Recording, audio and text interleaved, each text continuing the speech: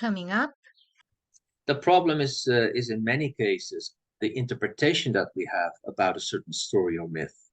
And if we look at Genesis as something exclusive, for example, or it's even a historical fact, like the crossing of the Red Sea and so forth, then we may have a problem eventually, especially if we can't prove its historical validity. But if we look at those stories from, again, like a metaphysical, mythical point of view, which not all people are happy with if we do that, but then they open up a different dimension and they become timeless all of a sudden. While in a historical perspective, they are time limited. And sometimes we come to the conclusion, historically, geographically, archaeologically, that it's just nonsense. It could have never happened. And then we lose the story. But it's still, biblical stories, the scriptures are full of metaphysical gems and for our psyche still, because they're still universal and they still hold true in that on that level. Hello, dear Synchronauts. How are you? Welcome to another Elysian Roundtable meeting here with my dear friend and teacher, Mike Bais from Circle of Avalon. My name is Aida Seguin or Seguin, depends on where you're pronouncing them, from Mexxicamelot. And how are you, dear Mike? Welcome. Thank you. Very well. Has been a while, but I'm happy to go for another episode of the Roundtable and the Kabbalistic Tree of Life. Very much. Yeah, because we have like a special episode talking about Mike's book, which we will mention in a moment. And so we're back on track now, speaking about Avalon. So do you want me to start sharing directly? Sure. The Let's presentation? start with the images. Okay, yeah, so images are important. Very much so. Yes. Here are in a new episode talking about the magic of Avalon. But I think it's really interesting to mention that because there are so many interpretations, no, of what is Camelot, what is Avalon, all of the Arthurian myths. So it's important to tell people that these programs have a different point of view, right? This is more like a Kabbalistic view. It's more like a mystical point of view rather than, because maybe I'm wrong, but as I understand it, it's kind of like in between myth and reality, no? All the stories about Camelot, there are things that cannot be like historically proved, no? But at the same time, it's so appealing to us. No? Why do you think it's so appealing, dear Mike? Can you tell us?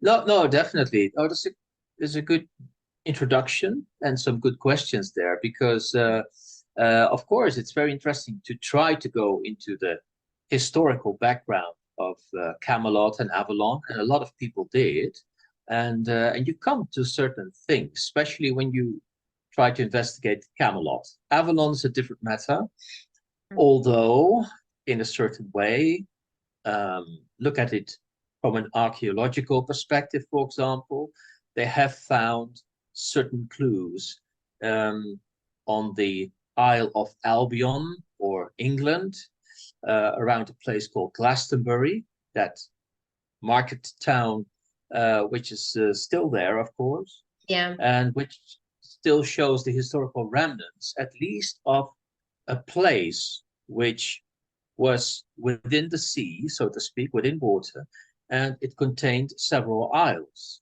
and 7 in total, at least. This is one aspect of the historical and archaeological background. So it goes really in depth, but it's not what we are doing. We are, like you said, we are approaching this from a mystical, Kabbalistic, metaphysical, and mythical perspective. It's another kind of reality. It's not a reality that we have like our physical surroundings and what we can detect with instruments and with our physical senses. Nevertheless, myth is also reality in itself. Yeah. As it And sometimes is being said, you know, a myth is something that never happened, but happens all the time. I like that definition, actually. It's really good. Yeah. Why do you think Yeah. it's so compelling, all of these? Like, because, for example, I live in Mexico and it wouldn't be like part of my mythology. Yeah. Had we not been in a globalized world, I probably wouldn't have heard about this. Yes. But it's super appealing to me, and it's not part of my culture, not really.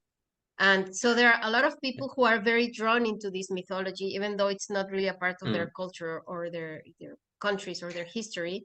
Why do you think it's so appealing for everybody? Well, it may not be directly that this whole mythological idea of Avalon, Island in the Mist, etc., is not directly something maybe of the Aztec, Mayan, Mexican culture. But most of the time you find the same concepts, not the same names, the same concepts all over the world. Like, for example, in the Polynesian culture, you also have the islands in the sea. And like Avalon, this is like a sea myth with similar kind of mythical ideas and constructs behind it. And you find them all over the world. So it seems to be different sometimes because of the cultural makeup, so to speak. So the symbols and the expressions seem to be different, but they are not. And like and this in is the something in the core part, they are not different, but it's just the details that change, right? exactly. There was an interesting man, a German philosopher, and I think he was also an anthropologist, called Adolf Bastian, and he qualified this. He said, behind every culture and mythology, there are certain elementary ideas. For example, certain gods or natural phenomena like the sea and the air. And this is like a spiritual dimension behind nature. And they are the same everywhere. Yeah. That's Yes, within the because collective unconscious. yeah, Yeah, because the water is the water here and in China. No? How does water that's it. behave? Does it behave like rain or like a river or like a sea? So obviously the energy is the same, and it's just the interpretation that we give in terms of the details or the names. It changes a bit, but Yes. yeah, it's the same phenomenon, so to speak. No. No, that's exactly it. And then he said also, but the more changeable side of the story is that's not elementary ideas, but he said those are folk ideas or ethnic ideas. In German, Volkgedanke. And Okay. that is the thing that differs. Yeah. So, and that is why cultures differ from each other. You know, like a church is not the same in Muslim countries. There, it's a mosque. And Yeah. in Jewish circles, it's a synagogue. And in India, etc., etc. So, but still, the elementary idea is a house of the spirit. But then the ethnic um, level is variable and different. And it's also important to note that also kind of the difference has to do also with the materials that you have around you and the relationship of those people with nature and what they Exactly. have around. Because obviously, for example, here in the Americas, if you go to the United States or Canada, they have a lot of wood. So they build their houses of wood, and also like many of the constructions are made of wood. But here in Mexico, for example, we use stone because we have stone. And if you go to different places, obviously, the fact that you're using a different material to create around you is going to impact also your relationship to nature, and therefore to the divine. Because how am I going to, like, who is the most important force of nature around you, or what is the most important force of nature around you? You're very right about that. Now, that's really the nail on the head. So indeed, cultural differences come from geological location, temperature, you know, and the different resources that we have. Like where I come from here, in this incarnation, the Netherlands, it's a water country. So a lot of myths and legends are also to do with water, like the Flying Dutchman, etc., etc. So that's very interesting where that all comes from. But we share a common part of the psyche. And Jung had one way of explaining that, which is the collective unconscious. And in Kabbalah, they would have already for a longer time another idea of how to explain that. You know, you could say that's the transpersonal domain, or it's the spiritual upper part of the tree. Yeah. That's the collective unconscious. But it's transpersonal, it's spiritual, it's metaphysical. And so, for example, in the yoga tradition, they would name that differently, but the meaning is the same thing. Now, the interesting thing about this is that if the lower part of the tree is personal, and that is transpersonal and spiritual, that is actually the domain. There's where we could place Avalon on the tree.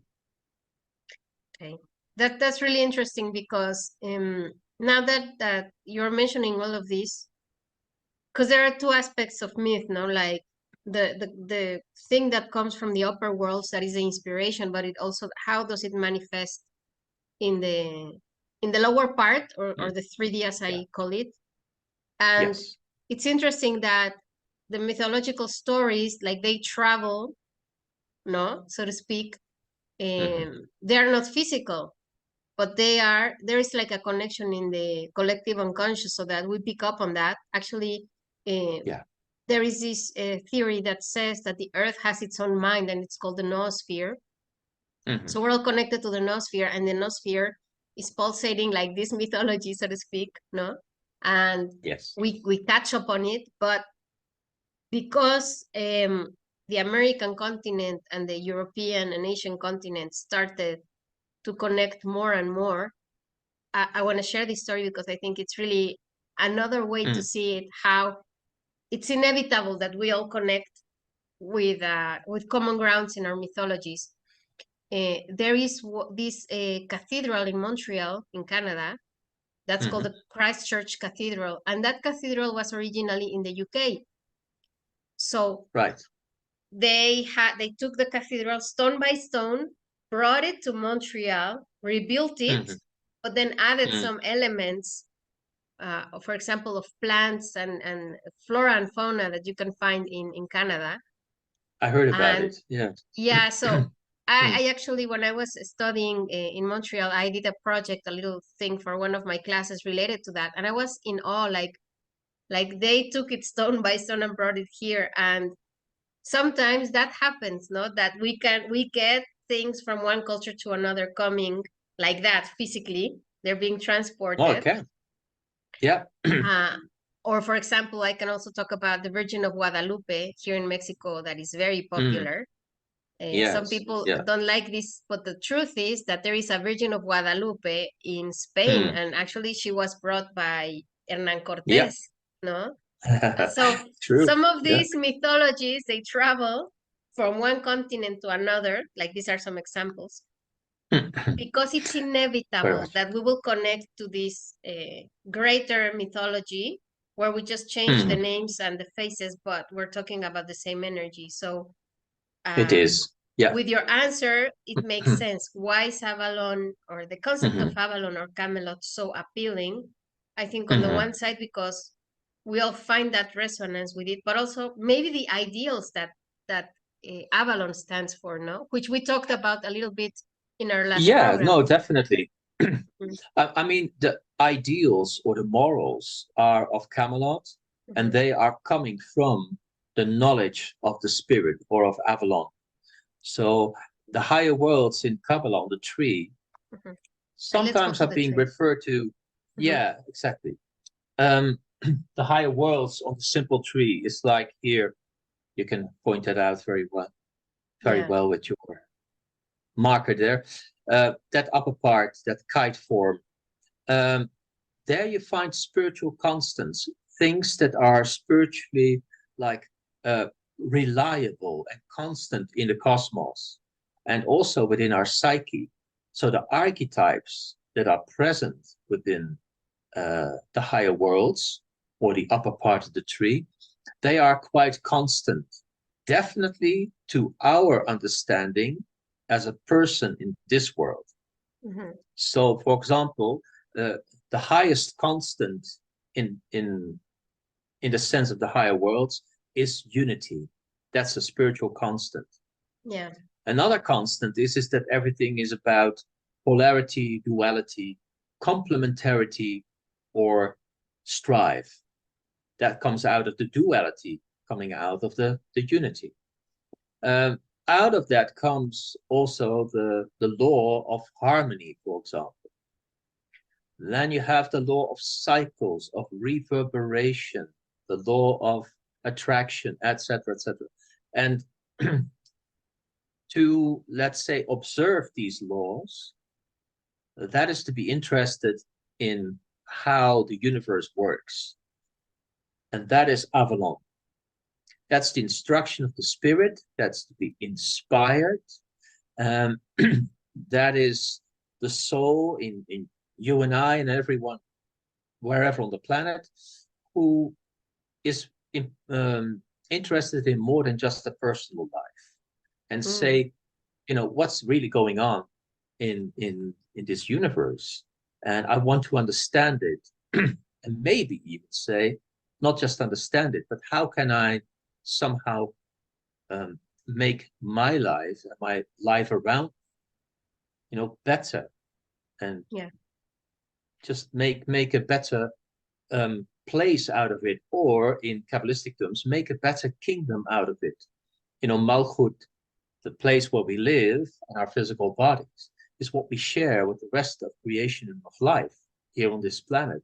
How can we make a better kingdom out of that? Yeah, obviously. Like you say, bring down heaven to earth.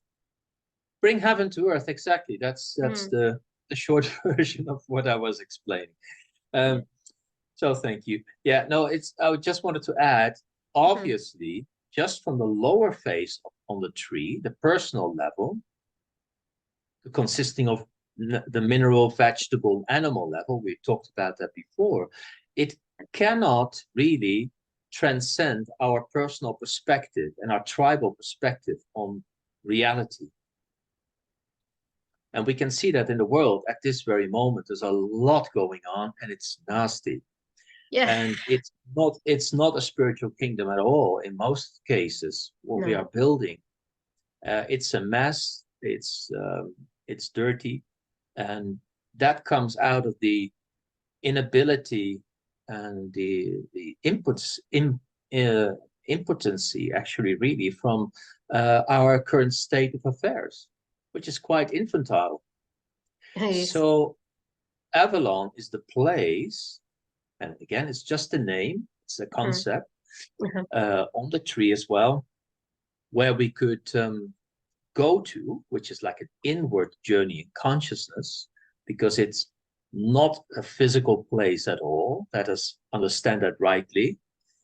We don't have to go anywhere, because the higher worlds are unseen. They are not substantial, they are essential. So it's like an inward journey going to the Isle of Avalon. So, and just to clarify, or to so Avalon is not in just one sphere, it's pulsating in this whole part of the tree. Am I understanding it correctly? Yes. Well, let me say, just to add, I know that there are different ways of looking at the tree, and in the Western esoteric tradition, maybe not everyone would agree with me. Okay. But I am explaining this from the Toledano Kabbalah point of view. And then the whole upper face of the tree is, in my understanding, is the place of Avalon. There's another reason why I tell you this. Well, I have different arguments for this, but this is, for example, in the world of the psyche. That's the world of Yetzirah. That's the watery world. Yeah. Now, to cross from, I will point it out here, to cross from the lower personal worlds towards the higher world. That's what Joseph Campbell would say, that's the domain of danger. You have to go where there's really, you have to make a risk. You don't know the area, and there's always like a threshold. And in the case of Avalon, of course, we know there's the mists. Yeah. And if you don't have a guide and a proper boat coming from Avalon, preferably, you will get lost.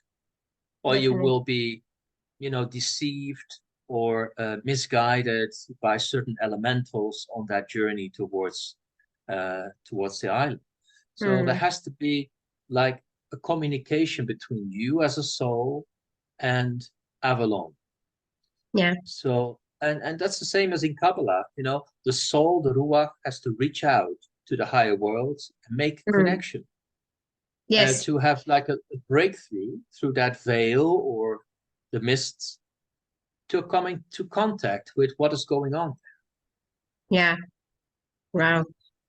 So that's one of the arguments, I would say, why you go that. And you, and I hope listeners as well, is that veil is also called sometimes the abyss, the threshold. That's around Da'at there. Yes, exactly. Okay. Now Da'at is like a dark hole, or one of those black holes that they talk about in astronomy. Oh yeah, that's nicely done. Thank you. And translated in English, it's knowledge with a capital K, so it means gnosis, deep spiritual knowing. Yeah. But to get there, you need to sacrifice something of yourself, or at least the idea that you do not know.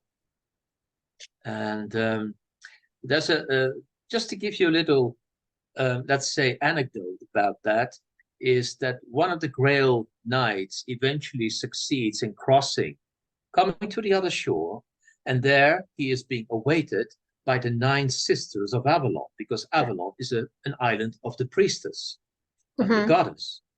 And there, the highest priestess is Morgan Le Fay, or Morgana. And the knight in question is completely, emotional about it. And she says immediately to him, like she's like a maid of ice, she says to him, there's no place for sentiment here. So leave the personal behind and become a vessel for metaphysical knowledge. The higher worlds are not very interested in our personal little lives down here. Yeah. And it doesn't seem very attractive to go there in that way, but stories about Morgana and Merlin, they are like the ambassadors of Avalon. And most of the time, they're not interested so much in the personal human nature. They have a different agenda, which is how does spirit manifest in and through creation. And the soul is the agent to do it. It's like they seem to be very cold, and that they calculate everything, no? Like to achieve an end, no? So it's like a means to an end. And yeah, for those of us who are more like sensitive, it might seem like they don't care, no? But now, as you're explaining it, it makes sense, no? It's not that they don't care, it's just that they don't care about what you care about, because there's a higher will, no? The will of God that has to be done, not our little will. And that's when things come clashing, no? And it makes sense what you're saying, because obviously the planet, and I saw a bit of an exchange there in some comments on Facebook a couple of days ago. I didn't say anything, I just watched, no? But somebody saying, how can you say that Pluto is a very negative planet, and how can it be connected to knowledge? When you have gone through a dark night of the soul, and you really understand the archetype of Pluto, you understand that it has to be that way. Like You really have to let as you say, yourself die to the expectations of others, of society, of yourself even, so that you will become that vessel. And the the archetype that brings you that death, or that understanding and that knowledge, is Pluto. And it's not like it's a malefic, how do I say malefic? I'm thinking in Spanish right now. Sorry. Yeah, very good. A maleficent kind of a planet. It's an energy that serves a purpose if you make it your ally. But if you're afraid of it, or if you want to polarize it, then that what happened, I think, with those energies and archetypes of Morgaine and with Merlin even, then that can bring even more chaos. And you say, oh, they are the bad guys, no? Not necessarily the bad guys, but they had to do things that way so that the outcome would arrive. So very much. For our little minds, it's hard to grasp that, no? It is. No, it is. That's why when we, as a human being, start to qualify these archetypes, instead of seeing them for the archetypal essence that they are. And they are part of existence, and they have their own place. And if we bring them out of place, we bring our own psyche out of place. That's the problem there. But you're very right. Very good observation there about that. Pluto or Hades or any other of those gods is or the planet for that matter, is a very appropriate place for there to put, because you need, in all these myths, that you need to sacrifice. If you descend into hell, like Ishtar, when she went down, or Demeter, she had to put off something of herself, jewelry or a head dress, or headdress, and of course these are parts of her makeup, so to speak. So in our situation, we could say we have to leave something behind of our ego, whatever that is, or our sentiment, like Movana says. And it's very personal for all of us. If you go up into the higher worlds and you go through that little portal, that wormhole, know that there has to be some kind of sacrifice. That's why they say in Kabbalah that path from Tiferet to Keter, crossing the abyss and Pluto, is called the path of awe and devotion. Be ready, to be humble, to bow down, and accept defeat, or what they say in the Arthurian romances, to yield on something, to something greater than yourself. It's a beautiful thing in itself. But if the ego can't bend, it will crack or it will retreat. We did mention a little bit about the mythology of Inanna or Ishtar in our last program, because it's so important to make that like to remember that, no? Sometimes, and also if you watch, right now we are in Easter week as we are recording this, and as Jesus Christ sings, because he's singing in Jesus Christ Superstar, to conquer death, you only have to die. Like there's no other way to do it. And I think that these myths are asking us to die from the lower part, as you say, our yesod, our community, our masks, or our makeup, no? So that we can look up and then remember that we can become a vessel for a greater thing, which I think is originally the purpose of Camelot. Camelot was aiming towards that, but it got corrupted. Like all the temporal vessels, they become corrupted sooner or later. And like it's being said in the Kabbalah, God, the transcendent, puts on garments and puts them off, or gives them to another when they are being worn out. It's like our own physical body. And this is how it happens. If we can identify a little bit more with the spiritual part of existence, we may understand this and have a little less problem with death itself. But we see that it is like a pantomime player who is just performing a different act all the time. And that's the power of Pluto there, Da'at. It's that Exactly. spiritual knowing, and that transformation, or like you said rightfully, a death. If death is not just a moment, but like William Blake said, if you die eternally, you will live eternally. Exactly. Yeah. I think that we just need to understand this concept of death in a different way, because, and I told you this as I was going through my process and I understood my dark night of the soul. Yeah. When people get depressed or they're going through these processes, many people think I must physically die and Yeah. sadly take that path. But it's not necessarily what's being asked of you. What is asked of you, you have to die to who you think you should be, and look for the right help, because if you call for help, the help will come, so that you can go through your process. And then, but it's very scary at the same time. It's like it's very hard to face that death, Yeah. to face like, what am I going to do with everything that I thought that I was, or that I was supposed to be, and like all of my life's efforts are gonna go to trash, no? And some people, like, I'm in my 40s, for me realizing that, I was thinking maybe it's a waste of time, no?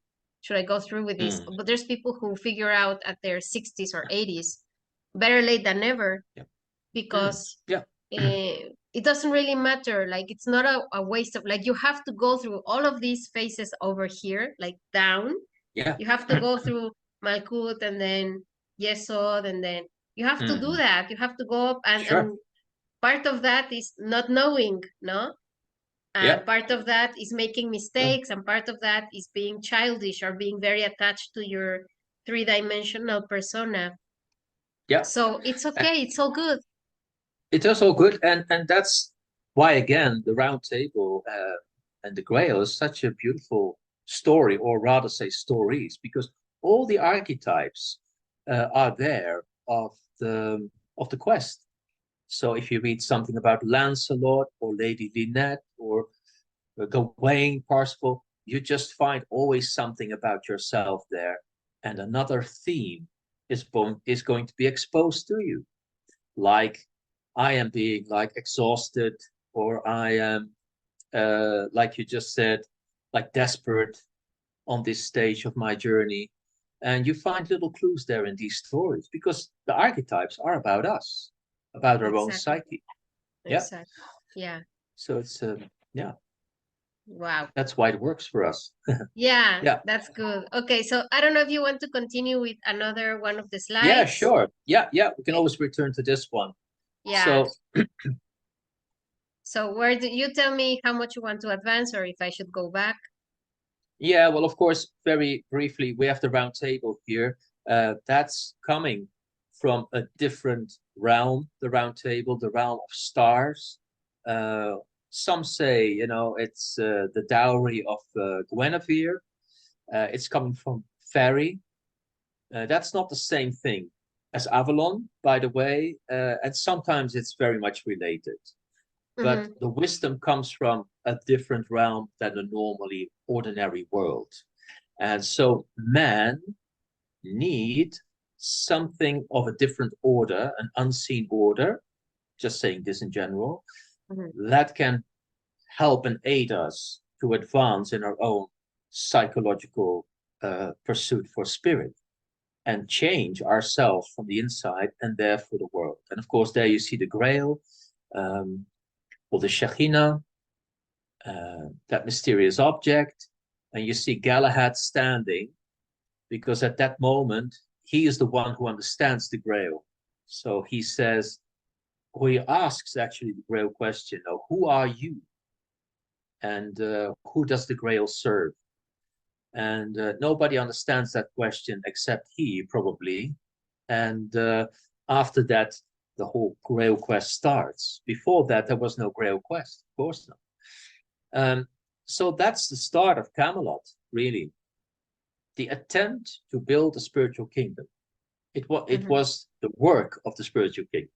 Yeah, so that's a little introduction. But it's also interesting to note that like these come together, not the Grail and the round table. Like one activates the other, no? Yes, exactly.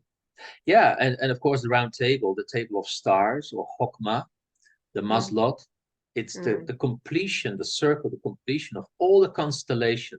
So all the tribes of Israel, or all the tribes of humanity, all the 12 types of the archetypal consciousness are present there.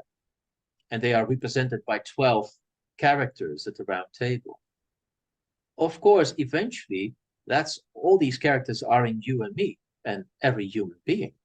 Yeah. So how to discover and to explore all of these is to, like I just said, to explore our own quest. They all have something to tell us. And the totality is the completion of ourselves, and thereby you find the grail. Yes, it's like the zodiac signs, no? In a way, like each represents a They zodiac are. sign, and we might be born with a certain, our sun is in a certain zodiac sign, but yes, we all experience the whole year. We all experience each one of the zodiac signs, and we have the oppositions also, no, and the complements, and so it makes sense that we can know about everyone, even though that's not my essential energy. There is a connection there, definitely. Yes. Okay. Sure. No, it's good that you mention it, because we have been given a birth chart, of course, and that's like a working format for our spiritual journey, our quest. Yeah. But it's not the end of it. It's just a helpful map. Exactly. For our psyche to go on that quest. To know how to navigate, and then you choose how you're gonna come about the lessons, no, or how you're gonna go and on your quest, as you say. Huh? Very good. Very much. Yeah. You know, if you know that, if you know, for example, if you're born under the sun sign of Pisces, you know what your strengths and your weaknesses are. Yes. And of course, with every of those signs, you can just, look at yourself and observe yourself, and that really can tell us a lot. Yeah. Yeah, the whole configuration, because as I am learning now that I am studying astrology, it's not only your sun, but your ascendant, and also your moon, and the placement of the houses. It's like so interesting. So interesting. Yeah. Oh, exactly. No, that is just observing the whole cycle, the whole table with all the constellations on it, all the 12 sections. That is vital to know that. Yeah, no, exactly. Yeah. So here we have Logres, the Forest of Enchantment. So somewhere in here, it doesn't matter on this map, it's just an idea, is our own, this is like society, whether it be in Mexico or in Europe or wherever it is. The Forest of Enchantment, this is the world as we have made it inside our own psyche, but also the resultant of the society outside of ourselves. So somewhere here, there should be a Camelot, or a Camelot in the making at least. So that's a spiritual center within the enormous realm or world within ourselves, you know, the personal psyche. It's overwhelming because it's so busy with everything to do with society, with the demands, the responsibilities, and we are completely absorbed in all this. Yeah. And where's our Camelot? The place of the soul, you know, who has different interests than just only surviving and living a personal life. Yeah. So that's a nice map. It is. It's very nice indeed. Yes. And you know, just to remember that Arthur in the beginning tried, that's how it's being said, to bring the different tribes, the Celtic tribes, together, and instead of always fighting each other, to say, how can we bring ourselves together as a unity, as one tribe?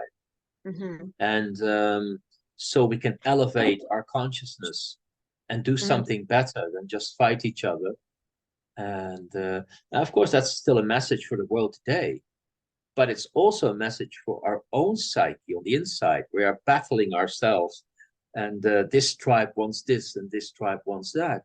How do you sit internally at the round table and try to negotiate with the different archetypes within you at the round table, and see if you can come to a certain agreement.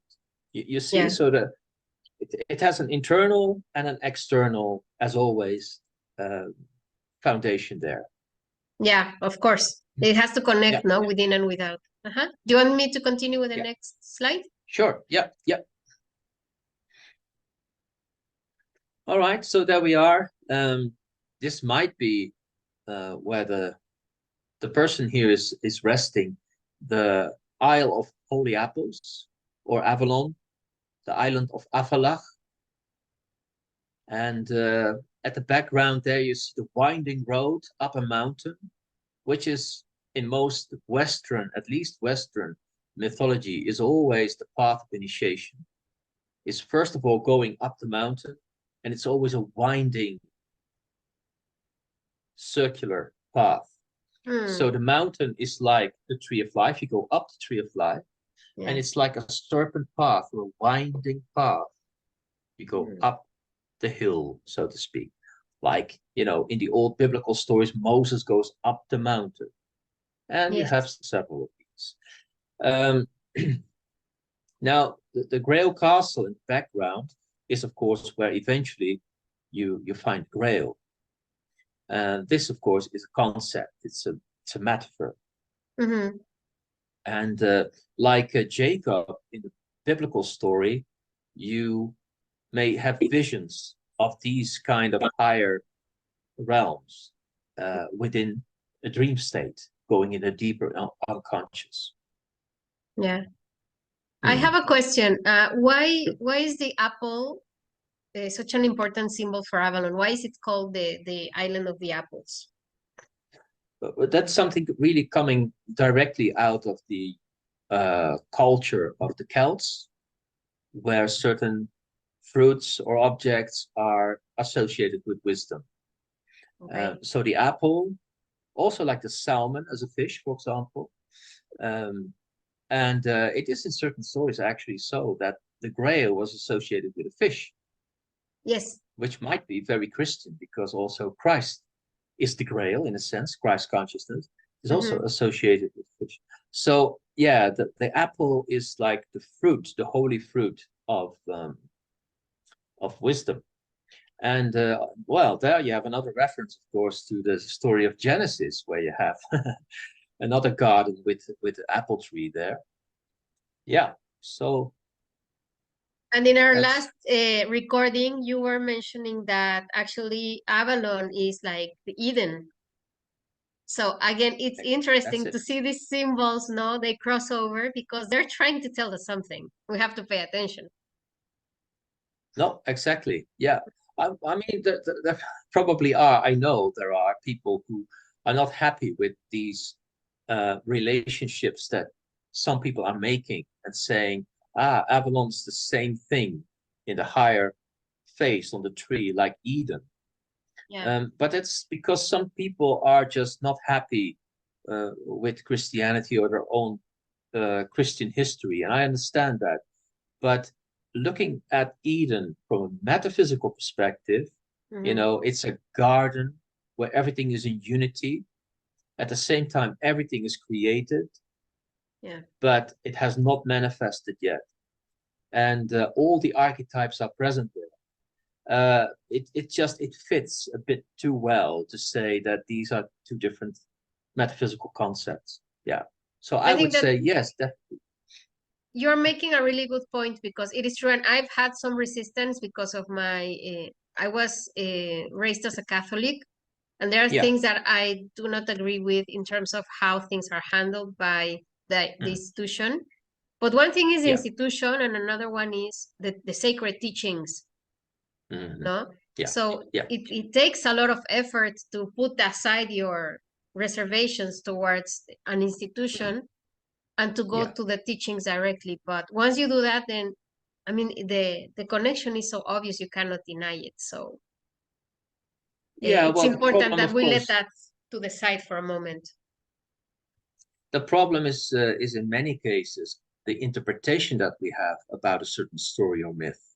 And if we look at Genesis as something exclusive, for example, or it's even a historical fact, like the crossing of the Red Sea and so forth, then we may have a problem eventually, especially if we can't prove its historical validity.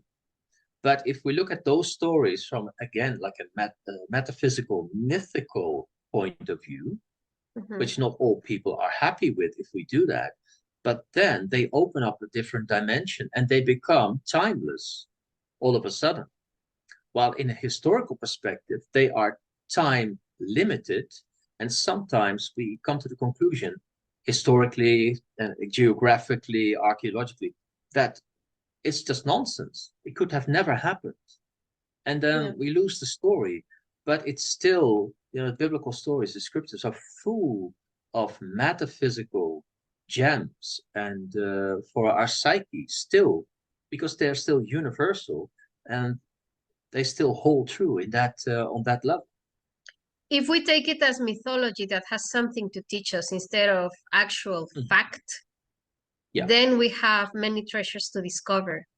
Very much. So I think that's a good thing to remember, but for some people it's very hard to do or even impossible, and that's okay. Like, people can choose to approach these stories as they wish, but since we're talking about Kabbalah and we're talking about mythology and we're talking about different points of view here, I think it's a nice idea to say, why don't we start looking at this in a different way? And then we might be surprised. Indeed, you can give it a try at least. And, from the Kabbalistic perspective, the higher worlds wish to communicate, or they wish to descend into the lower worlds. And the soul is the perfect agent, so to speak, that part of our consciousness that can communicate with it. And to see if we can draw down, like you said, heaven onto the earth. And that's something very particular for the human being. The soul is in between the natural world and those higher worlds of mythology and these stories. And, these stories, because they're archetypal and of the higher world, Briatic in Kabbalah, the world of Bria, they are transpersonal. We cannot own them. They are not in our possession. Exactly. And that's a very important thing. They are universal. That's why they are for all humanity. And as soon as somebody gets its hand on them and says, this is mine, or it belongs to this church or that temple, or, then we are in trouble. Yeah, you cannot put a trademark on mythology or knowledge like this. I mean, it is for everybody. Yeah. Yeah. Well, that's a problem when the lower phase and our yesod, our ego, is completely misunderstanding the myth, its concept and its message. Exactly. Yeah. Yeah. Well, what do you think, Mike, if we end today's program on that note? And just before saying goodbye, Wonderful. just a little reminder to our dear synchronauts that your book, Paths on the Tree of Wisdom, is available now to be bought anywhere in the world. So can you tell us a little bit, how is it going? You already gave the presentation in Glastonbury and in London as well. Am I correct? Very correct. Yes. In Atlantis bookshop. That was really a very nice evening with Geraldine from Atlantis. There was really a lot of interest, and the same thing in Glastonbury in the Library of Avalon. It's a place where I always love to come and return to. So as far as I know, it's being received well, and people find it very accessible as a course, beginner's guide. Yeah. So with really exercises that you can do in daily life. And so it's helpful. That's how I have received it from other people. That's but good. Again, it's just in the market, so I can't say that much about it. Yeah. Well, it's out there. You can buy it internationally via Amazon, Barnes & Noble, and many, many other bookstores. I've noticed that they are selling it online Or if you live in Yes, the UK, you can buy directly from Watkins. Here is the link if you want to check it out. We'll put it in very the much. in the description of the video. Yeah, And we had a special program that you can check out if you want here on Mexxicamelot's channel, talking about the book, precisely if you have any questions. And also, yeah. well, people can contact you. So I'm gonna stop sharing for now. And so can you remind people, how can they get in touch with you, Mike, if they want to attend one of your workshops, or if they want a book, or if they have any inquiries about your work and your teachings? Right. Two websites. The first is circleofavalon.nl. That's all English. And then the KabbalaMysticalSchool.com. So that's one word, KabbalaMysticalSchool.com. So you find my email address there, which is mikebais@rocketmail.com. So for anything you want to ask about our programs or whatever it is, if they're not contacting you, it's all good. And the end of April, from the 26th until the 28th, I'll be in the UK again to do first of all, do the Watkins book presentation. So that's in London on the 25th. And then, 26th until the 28th will be the Hawkwood College seminar. And that's based upon the book. Yeah. So, well, if you're in Europe, active. somewhere close, or if you live in the UK and you can attend, I think it's a great gift that you can give yourself, because obviously the book is great. I really like it. As you say, it's very practical. But to be able to share with other people, I think that it enriches it even more so. So if you have the opportunity to go, I definitely would tell you go, because it's a great gift for your soul and for your whole life. Thank you. So how are we ending today's program, dear Mike? What are your final thoughts about everything we talked about today, in a nutshell? Yeah, well, I would say what I do when I teach Kabbalah or any of this round table is to really not let it like slip away until a next time, next session or workshop. So the whole quest and all the archetypes, Avalon, is also on the horizontal plane. You can meet these archetypes within yourself, but also within daily life, in other people, family, friends, colleagues, your enemies. So, and having looked at that little map of low grass, I would say, or invite everyone to challenge them in a sense. Let's have a good look at, where is our Camelot within ourselves, or has it a place in your own home, within the society wherever you live, in the turmoil and the enchantment of our daily lives. And where are you going? What's your personal grail there? Yes, and also to remind each other that the quest will change through time. Yes, it never will. Stay the same. So yes. And if you're going through a hard time, or through a dark night of the soul, just hang on, because it's a process. And don't resist that. That's what I would say. Don't resist it. Just embrace it, and you will get over it. And then your understanding changes. It's like, there is a quote, I don't know who says it, but you're not the same person that entered the storm. So be sure that you will come out of the storm transformed. It's a necessary process, because your soul is guiding you to do that. It won't be easy. It might be very painful and ugly, but if you hang on to dear life, there will be treasure on the other side, and then you will have a new quest. So there we go. So I would leave it with like more like a challenge, or an invitation. Yeah. Exactly. Well, thank you so much, dear Mike. Thank you, Synchronauts, for checking out what we're doing. Please remember to like and subscribe. And if you're really liking what you're seeing here that we're doing, remember to leave some comments here. We check them out. I have them in moderation just in case, because I want to keep it a clean and loving space. So just to avoid the trolls and stuff like that. They're moderated, but we do accept your comments as long as they're made from the heart and with respect. So it's important for us to also be hearing from you. Like, I know that people have reached out to you, Mike, personally, which makes me very happy. But also we want to look at your comments. How are you receiving these programs? Are you on your quest? What do you think? And also for future topics, if there's anything else you would like us to address, that we can talk about it here. So remember that we have also that opportunity. So thank you very much, Mike. Thank you, dear Synchronauts. My and pleasure I'll see again. everybody very soon. Until next time, take care. Bye. Bye-bye.